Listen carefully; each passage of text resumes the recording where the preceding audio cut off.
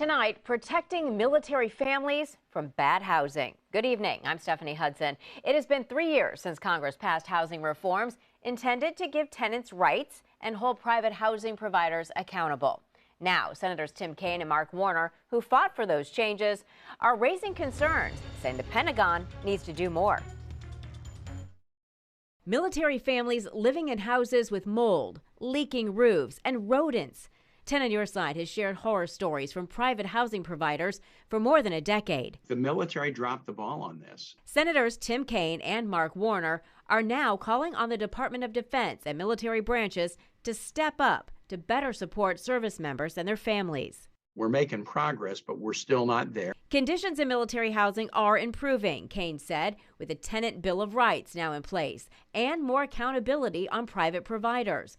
But according to a recent government accountability study, there are still gaps in the guidance and training on these reforms.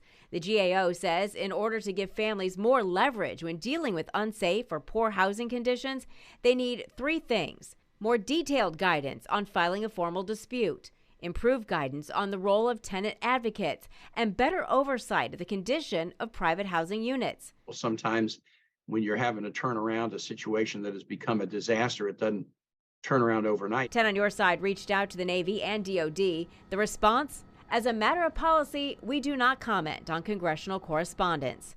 Senator Kane, who's a member of the Armed Services Committee, vowed to keep pushing this matter until military housing is fixed.